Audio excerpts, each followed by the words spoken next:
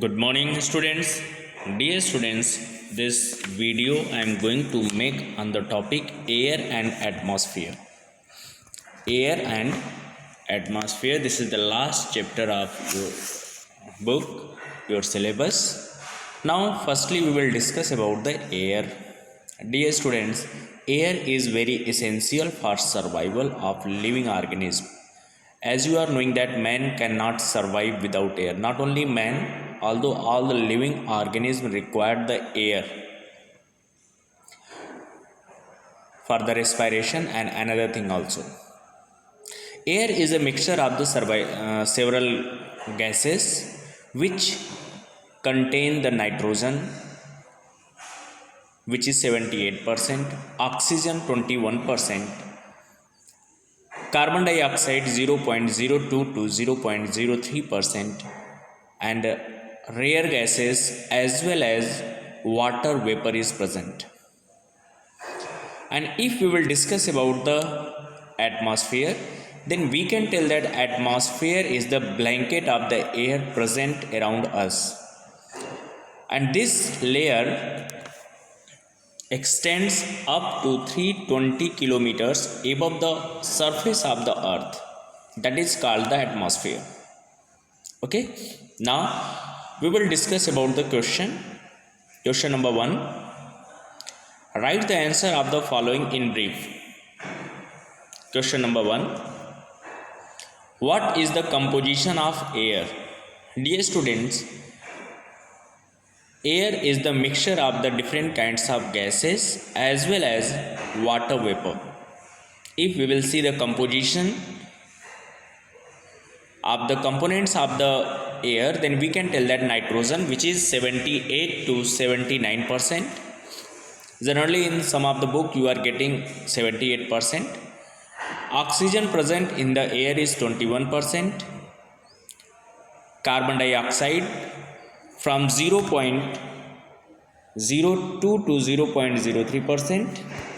Water vapor are variable, and some inert gases, that is noble gases, are also present, and inert gases like argon, helium, neon, krypton, xenon, radon, these all are the inert gases which is present in group 18 in the modern periodic table.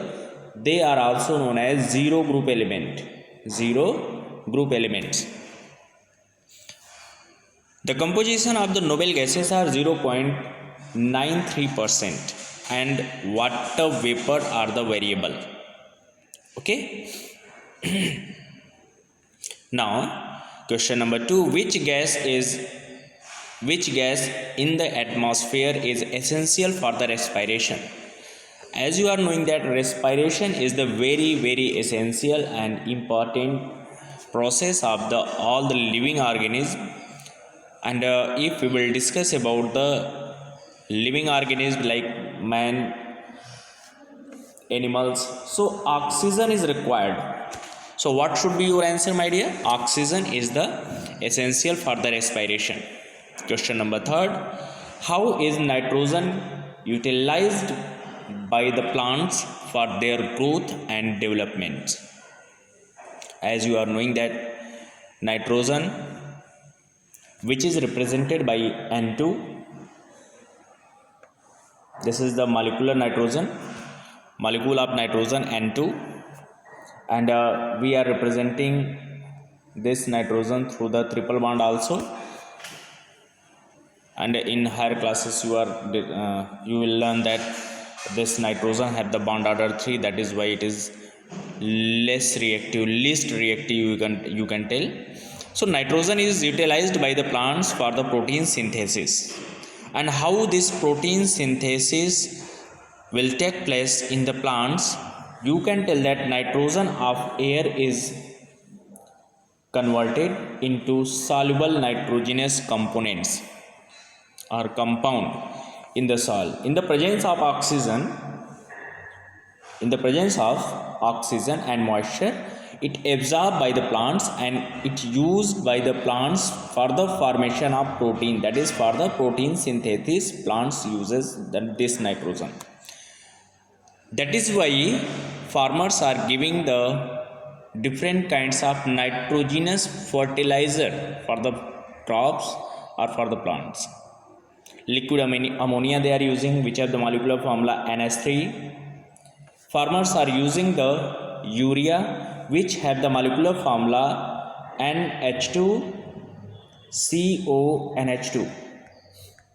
Dear students, you should know about this urea. This is the first laboratory prepared organic compound by the scientist. This urea is the first laboratory prepared compound by the scientist. And which compound? Organic compound. Now, question number 4, define atmosphere. If you want to define the atmosphere, then you can tell that our earth is surrounded by the thin layer of air. This layer extends up to 320 km above the surface of the earth, which is called the atmosphere. In short, you can tell that the blanket of the air around us is known as the atmosphere. It is up to 320 kilometers above the surface of the earth, and this atmosphere divided into different parts like troposphere, stratosphere, mesosphere and thermosphere.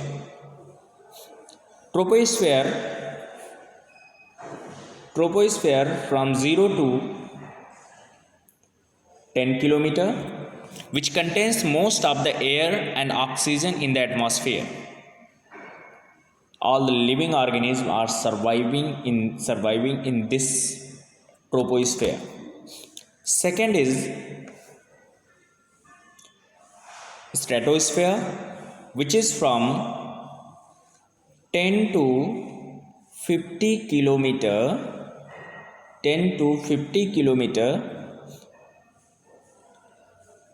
and ozone layer present in this stratosphere. This ozone layer protects us from the harmful effects of the ultraviolet radiation of the sun. Third one is the mesosphere, which have the range 50 to 80 kilometer above the earth. It is very cold and last one is the thermosphere, which is from 80 to 320 kilometer. This is also known as outermost layer of the atmosphere. Okay. Now, fifth one is state the environmental effects of excess of carbon dioxide in atmosphere. Means what will happen when excess of the carbon dioxide will present in our atmosphere. So dear students, as you are knowing that carbon dioxide, which have the molecular formula CO2, it is known as the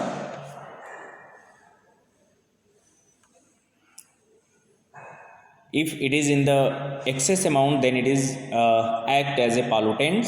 Due to excess of the carbon dioxide, atmospheric temperature will increase. Due to increase the atmospheric temperature, global warming will take place. Due to increase the